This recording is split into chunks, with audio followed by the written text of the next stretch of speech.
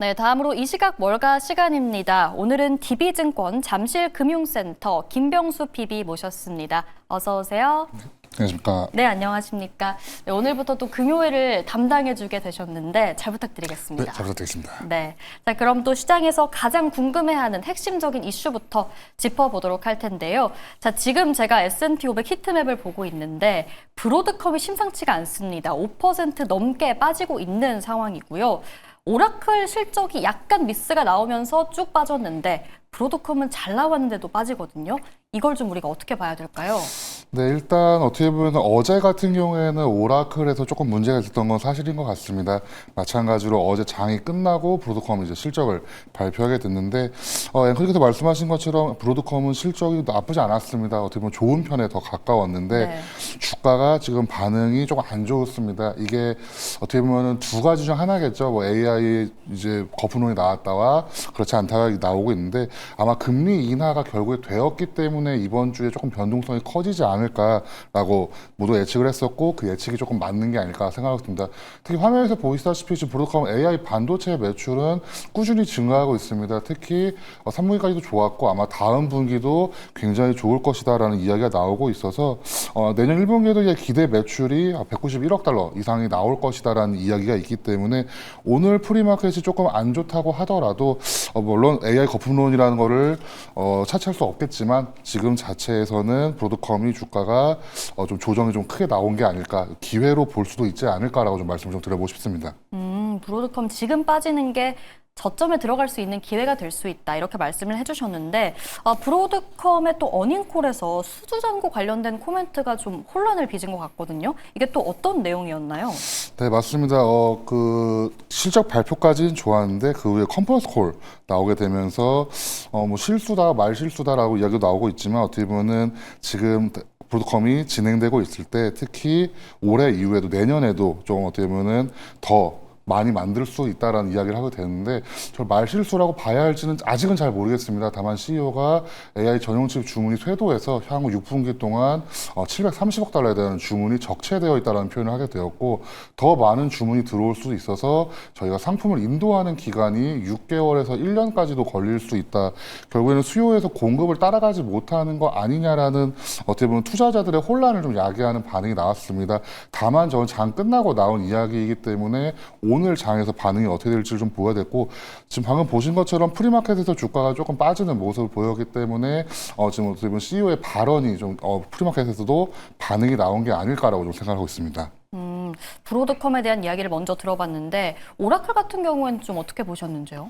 근데 오라클 같은 경우에는 사실 실적이 많이 안 좋은 편은 아니었습니다. 네. 실적이 뭐 물론 저 컨센서스보다 조금 낮은 편이다라고 이야기가 나오게 되었지만 어떻게 보면 오라클 같은 경우에는 지금 매출이라든지 이런 것보다는 저희가 자본 지출이 좀 많지 않았나라는 이야기가 함께 나오게 됐습니다. 네 번째 칸에 보시면은 자본 지출 예상과 실제에서 좀 괴리가 좀 벌어지게 되었는데 저렇게 되었을 경우에는 과연 지금 AI 버블론을 차치하더라도 지금 오라클 자체의 지금 투자 또는 어떤 채권 안정성을 좀 의심할 수 있지 않을까라는 이야기가 함께 나오게 되었고 물론 지금 주가가 굉장히 많이 오른 상태입니다. AI 반도체를 비롯해서 이런 기술주들이 그러다 보니까 조금이라도 안 좋은 이야기가 나오게 된다면 수익 실현하는 욕구가 굉장히 크지 않았을까라고 생각을 하고 있어서 좀 나스닥 쪽에 들어가 있는 기술주들이 주가 변동성이 굉장히 커졌고 특히 이번 주에는 아시다시피 금리 인하가 실제로 일어났기 때문에 그 이후에 어떻게 보면은 액션을 취하는 이런 펀드들이 있지 않나 그렇게 생각을 하고 있습니다. 알겠습니다. 뭐 브로드컴은 실적 발표한 이후에 각종 IB들에서도 비중 확대로 투자 의견을 상향하기도 했었거든요. 그럼 오라클과 브로드컴을 봤을 때 오라클은 진입 시점은 아니라고 보시는 거겠죠? 오라클 같은 경우에는 사실 주가 외에서도 좀 어떻게 보면 장부 가치가 조금 안 좋게 나오지 않았나는 이야기를 하고 있고 네. 다만 브로드컴 같은 경우에는 앞으로도 좋을 것이다라는 이야기가 많이 나오고 있습니다. 방금 말씀드린 것처럼 CEO의 발언이 조금 문제가 될 수 있다라는 이야기가 나오고 있지만 그만큼 주가가 많이 올랐기 때문에 자그마한 자극에도 좀 수익 실현 욕구가 있지 않았을까. 그렇기 때문에 오라클과 브로드컴 이 두 가지를 비교해 본다면은 브로드컴에 조금 더 무게가 실리지 않을까라고 좀 생각을 하고 있습니다. 네, 알겠습니다. 자, 오늘의 주제로 문을 열어봤고요. 이제 본격적으로 프리마켓 특징주 이야기를 좀 나눠보도록 할 텐데요. 또 실적을 발표한 기업이 있습니다. 제가 오프닝에서도 언급을 했던 룰루레몬이 실적 발표 이후에 지금 프리마켓에서 10% 가까이 좀 좋은 흐름을 가져가고 있는데요. 호실적이 나왔겠죠, 대표님? 네, 맞습니다. 얼핏 매출이 좀 저희가 예상했던 것보다는 상회했다라는 이야기가 함께 나오게 되었고, 매출 전망은 조금 안 좋았긴 했지만 연간 EPS가 좀 좋아질 것이다. 특히 내년 1월 31일부로 CEO가 좀 교체된다는 이야기도 함께 나오게 됐습니다. 차트에 보시다시피 주가가 어떻게 보면 굉장히 많이 내려오는 모습을 보였기 때문에 지금 이제 룰루레몬 같은 경우에는 이제는 저점이 아닐까라는 기대감과 함께 턴어라운드의 신호가 있지 않을까라고 보고 있고, 특히 프리마켓뿐만 아니라 이제 장이 열리게 된다면은 실제로도 좀 투자가 좀 들어가지 않을까라고 생각하고 있습니다. 룰루레몬 같은 경기 회복주들, 소비주들이 앞으로 특히나 내년에 좀 흐름이 좋을 거라고 전망하는 시각들이 많거든요. 그런 의미에서 룰루레몬 지금 좀 실적이 잘 나와 줬을 때 진입도 가능하다고 보세요? 근데 지금 같은 경우에는 주가가 어떻게 보면 저점에서 굉장히 오래 횡보하는 모습을 보였습니다. 네. 고점 대비해서는 거의 반 이하인 모습을 보이고 있기 때문에 룰루레몬이 앞으로 어떤 모습을 보일까를 좀 살펴보신다면은 충분히 투자할 수 있는 자리다라고 좀 요약을 좀 드려보고 싶습니다. 룰루레몬 진입도 가능해 보이는 자리다라는 의견 함께 남겨주셨고요. 다음으로 코스트코를 좀 보겠습니다. 최근에 달러트리라던가 달러 제너럴 이런 기업들이 실적이 좀 잘 나왔어요. 코스트코 실적에 대한 우려도 조금 있었는데 어땠는지 한번 이야기 나눠볼까요? 네, 코스트코 같은 경우에는 EPS나 매출, 이런 동일 매장에서 매출이 더 좋아졌다라는 이야기가 함께 나오게 됐습니다. 지금 프리마켓에서도 프리마켓에도 주가가 좀 빠진 이후에 좀 실시간적으로 나오고 있는데, 코스트코 같은 경우에는 아시다시피 어떻게 보면 지금 경기가 안 좋을수록 조금 더 주가의 반응이 나올 수가 있는 종목 중에 하나입니다. 룰루레몬과 마찬가지로 경기 소비재적 그런 성격을 많이 보이고 있기 때문에 지금 미국 실장에서 미국이 어떻게 보면 경기가 좀 꺾인다는 모습을 보였을 때 코스트코도 주가가 반응할 수 있지 않을까라고 좀 생각을 하고 있습니다. 네, 코스트코 이야기를 들어봤고요. 다음으로 제약적으로 좀 넘어가 보겠습니다. 일라이릴리와 노보노디스크 관련된 이야기. 어제 일라이릴리는 임상 관련해서 좋은 소식도 좀 함께 나왔었고요. 오늘은 FDA에서 비만 치료제 심사의 단축을 추진하겠다라는 소식이 좀 함께 들려왔는데, 장기적으로 또 일라이릴리나 노보노디스크 어떻게 보시는지 궁금합니다. 네, 아시다시피 일라일리 같은 경우에는 이번에 위고비와 마운자로를 뛰어넘었다라는 이야기가 함께 나오게 되면서 굉장히 큰 관심을 많이 받고 있습니다. 특히 오늘 같은 경우에는 68주 만에 체중이 28% 감소했다라는 기사도 함께 나오게 되면서 이 신약에 대한 기대감이 많이 나오고 있고, 반대로 노보노디스크 같은 경우에는 그 이후에 좀 주가가 좀 부진한 모습을 좀 보이고 있습니다. 비단 프리마켓뿐만이 아니라 어떻게 보면 비만약 시장에서 두 개의 가장 큰 회사에서 경쟁이 좀 일어나고 있었고, 일라일리가 조금 더 거기서 승기를 좀 잡아가는 것이 아닐까라고 이야기가 나오고 있기 때문에 이번에 나왔던 일라일리 같은 경우에는 아마도 투약 중단 비율이 조금 높긴 하다고 하지만 이번 임상이 넘어간다면은 더 좋은 약이 나올 수 있지 않을까라는 기대감을 받고 있다라고 말씀을 좀 드려보고 싶습니다. 일라이릴리. 노보노디스크보다 일라이릴리가 낫다고 보세요, 대표님?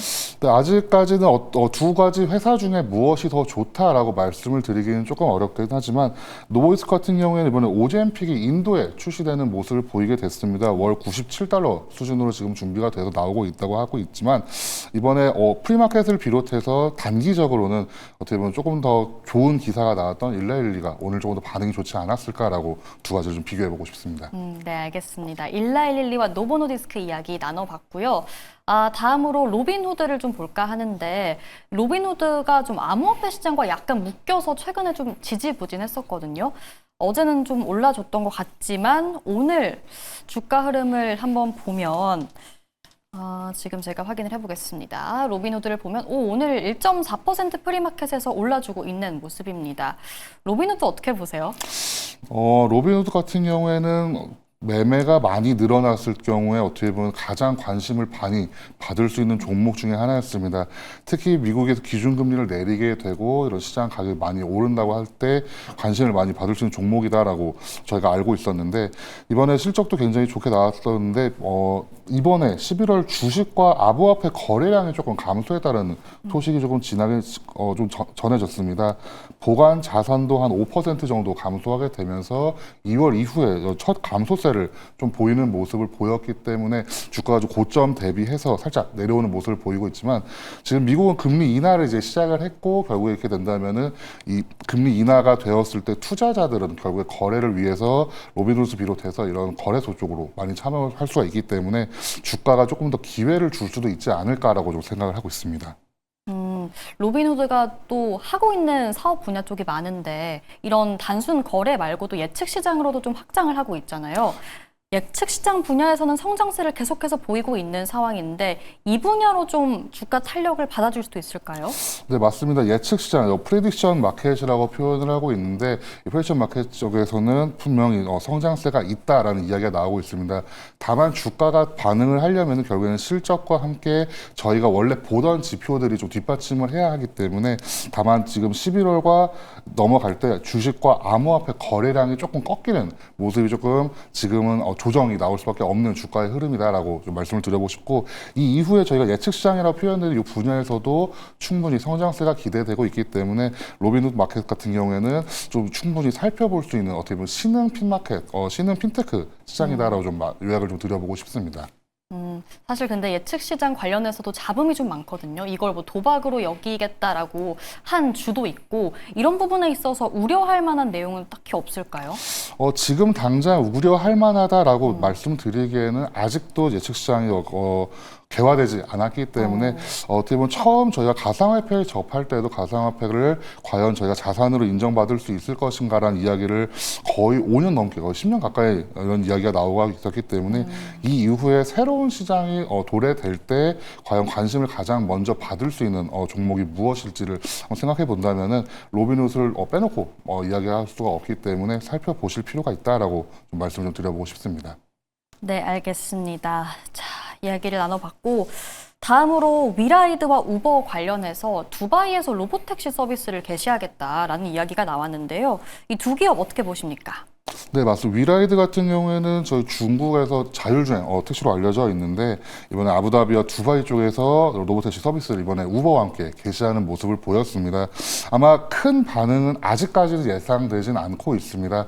다만 위라이드 같은 경우에는 중국 시장을 넘어서서 자율주행을 이제 중동에서 나오는 모습을 보일 수가 있기 때문에 지금 관심을 받고 있고 특히 우버와 함께 이제 완전 무인 로보택시 서비스를 개시했기 때문에 새로운 또 어떻게 보면은 시장이 열릴 수 있다라고 말씀을 드려보고 싶고 결국에는 위라이드 같은 경우에는 중국 시장 외의 시장을 처음으로 이제 진출하는 모습을 보였기 때문에 관심 있게 보실 필요가 있다. 다만 주가가 급등락하는 변동성이 굉장히 큰 종목 중에 하나입니다. 그거를 주의하셔서 보신다면은 우버 주가와 한번 비교해서 보실 때 아마 위라이드가 조금 더 변동성이 커서 수익이 좀 많이 날 수도 있지 않을까라고 생각하고 있습니다. 변동성이 크면 수익이 많이 날 수 있지만 반대로 손실도 많이 날 수 있는 거 아닌가요? 주의가 좀 필요하겠죠? 맞습니다. 다만 네. 지금 고점 대비하면은 거의 저점 수준에서 유지하고 있었기 때문에 이 아래로 내려가기에는 만약에 저희 무인 택시가 실패한다면 주가가 더 빠질 수 있지만 네. 그렇지 않다면은 주가의 방향성은 좀 위쪽으로 가 있지 않을까라고 좀 긍정적으로 말씀을 좀 드려보고 싶습니다. 네, 알겠습니다. 위라이드와 우버 이야기를 해봤고 디즈니도 한번 보도록 하겠습니다. 어제 오픈 AI와 협력 소식이 나왔는데 이제 오픈 AI의 영상 앱인 소라에서 디즈니 저작권을 사용을 할 수가 있게 되는 거잖아요. 이게 디즈니에 있어서 좀 어떤 의미를 갖는지 궁금해요.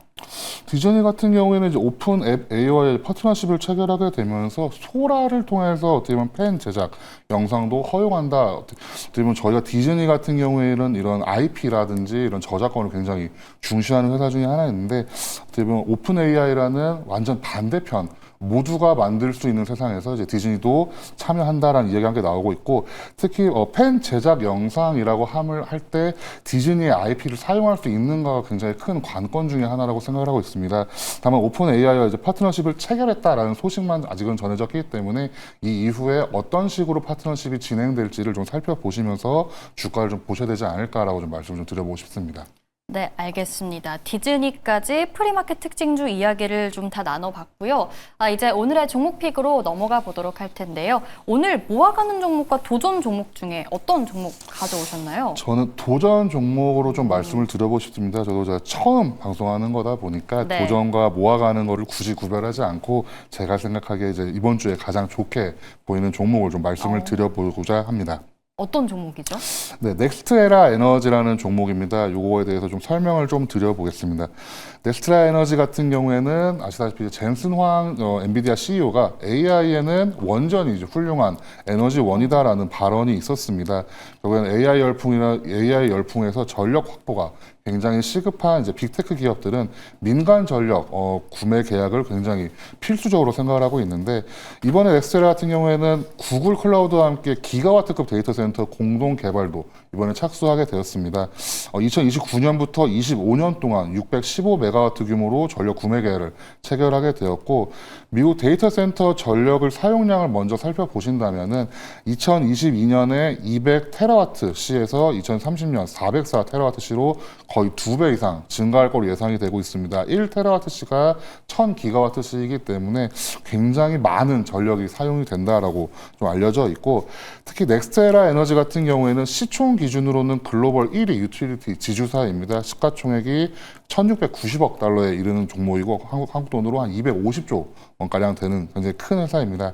자회사인 FPL, 이제 플로리다 내에서 독점적인 지위로 안정적인 현금 흐름을 갖고 있고 발전 자회사인 이제 NER이라는 회사도 있고 미국 최대 풍력과 태양광 발전 그리고 에너지 저장 ESS 포트폴리오도 보유하고 있어서 아마 올 3월에 삼성 SDI 종목과 함께 기사 나오게 됐던 회사가 저희 이제 넥스트에라 에너지라고 알려져 있습니다.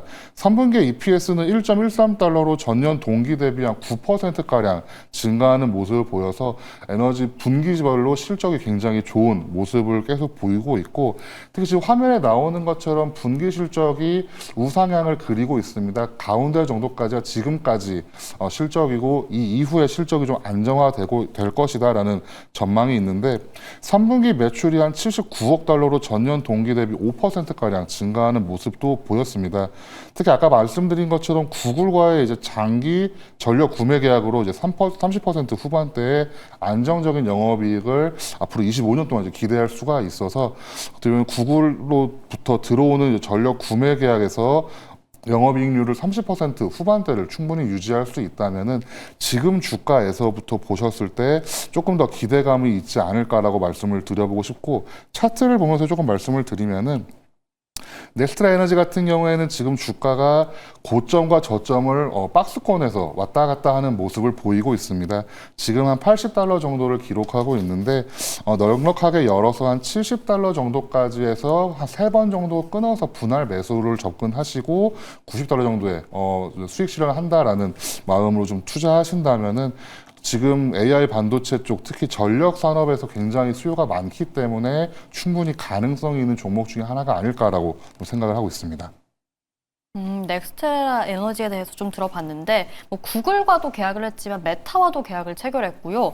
엑슨모빌과 협력 소식도 함께 나왔거든요. 엑슨모빌과는 뭐를 하겠다는 거예요? 네, 맞습니다. 엑슨모빌 같은 경우는 오늘 기사가 함께 나오게 됐는데 네. 결국에는 넥스트에라 에너지가 하는 일 자체가 어떻게 보면 지금 있는 발전소들을 충분히 추진하고 또 재개발하는 모습을 보이고 있고 방금 말씀드린 구글 같은 경우에도 이미 지금 발전소가 멈춰 있던 거를 재가동하는 모습을 보이고 있고 메타라든지 엑슨모빌과도 마찬가지로 지금까지 어떻게 보면 원전을 비롯한 태양광 이런 자연 친화적인 에너지에서 다시 한번 재개발을 통한 투자를 이어나갈 수 있다라고 좀 요약을 좀 드려보고 싶습니다.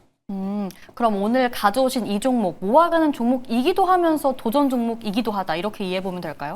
네, 일단 도전 종목으로 말씀을 드리되 투자를 진정으로 나가실 때는 70달러 정도까지로 좀 빠질 수도 있기 때문에 그 3번, 4번 정도 나눠서 매수하시면 좋을 것 같다라고 말씀을 좀 드려보고 싶습니다. 네, 알겠습니다. 70달러까지 후퇴할 수 있다는 점도 감안하시면서 분할 매수 관점으로 접근하시라는 의견 마지막으로 남겨주셨네요. 네, 오늘의 종목비까지 모두 살펴봤습니다. 저희가 준비한 내용은 여기까지고요. 저희는 내일 이 시간, 다음 주 이 시간 다시 찾아오도록 하겠습니다. 즐거운 주말 보내세요. 고맙습니다.